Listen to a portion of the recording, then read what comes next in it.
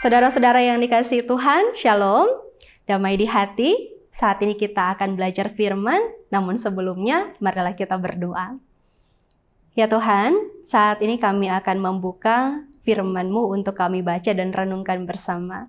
Biarlah kiranya Tuhan memampukan kami untuk memahaminya dengan baik, agar kami dapat mengaplikasikan semuanya itu dalam tingkah laku hidup kami hari lepas hari. Berfirmanlah kepada kami siap merenungkannya. Amin.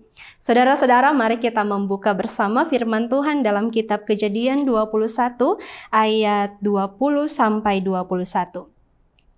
Allah menyertai anak itu sehingga ia bertambah besar. Ia menetap di padang gurun dan menjadi seorang pemanah. Maka tinggallah ia di padang gurun Paran, dan ibunya mengambil seorang istri baginya dari tanah Mesir. Saudara-saudara yang dikasihi dan diberkati Tuhan, jika kita dipilih oleh Tuhan, bukan berarti orang lain dibiarkannya. Jika Ishak dipilih oleh Tuhan menjadi anak perjanjian, bukan berarti Ismail dibiarkannya. Kita bisa menyaksikan bahwa Tuhan menyediakan keselamatan bukan hanya untuk diri kita sendiri, tetapi juga keselamatan berlaku bagi semua orang.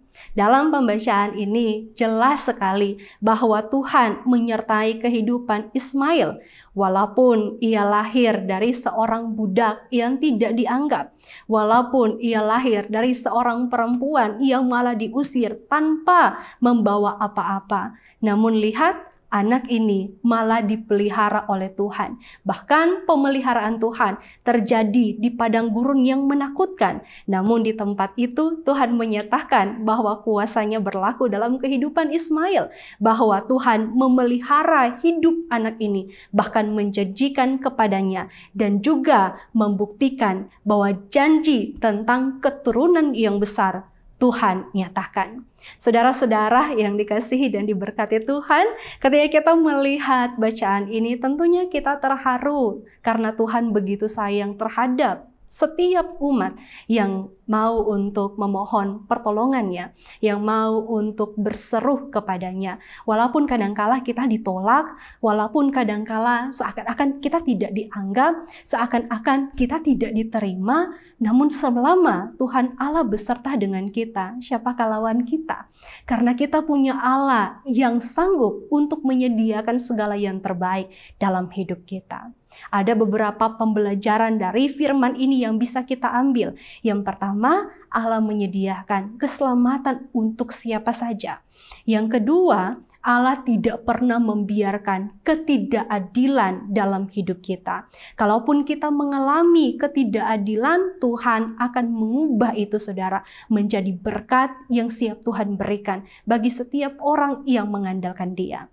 Kemudian yang ketiga adalah manusia tidak pernah dapat menentukan langkah orang lain, tetapi Tuhanlah yang dapat menentukannya.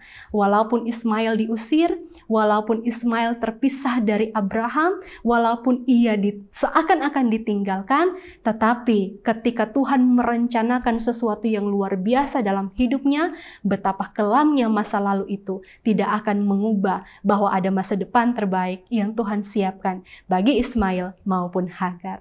Oleh karena itu, saudara-saudara, percaya penuh kepada Tuhan, karena Tuhanlah yang pegang kendali atas hidup kita. Tuhan memberkati kita dan firman-Nya di saat ini. Amin. Marilah kita berdoa. Bersyukur kami ya Tuhan, karena kami punya Allah yang seperti Engkau, Allah yang tidak pernah menutup mata dengan segala sesuatu yang kami alami, kami hadapi dalam hidup ini. Begitu banyak hal yang tidak kami mengerti, tetapi Tuhan tetap mau menyertai. Banyak hal yang membuat kami kecewa, tetapi Tuhan memulihkan hati kami yang terluka. Dan itulah juga yang kami terima lewat pesan firman Tuhan di saat ini. Walaupun Ismail diusir, walaupun Ismail terbuang dari orang-orang yang ia kasihi, namun Tuhan menunjukkan penyertaan, perlindungan, pemeliharaan yang begitu luar biasa. Kami pun menyadari bahwa hidup kami selalu ada bersama dengan Tuhan, sehingga kami tidak perlu takut, kami tidak perlu khawatir. Walaupun ada di titik terendah, Tuhan yang akan menolong kami untuk bangkit dan menggenapi setiap rencana Tuhan yang indah. Makasih banyak ya Tuhan Allah. Terpujilah nama-Mu, kami bawa doa ini sambil bersyukur. Amin. Bagi Yesus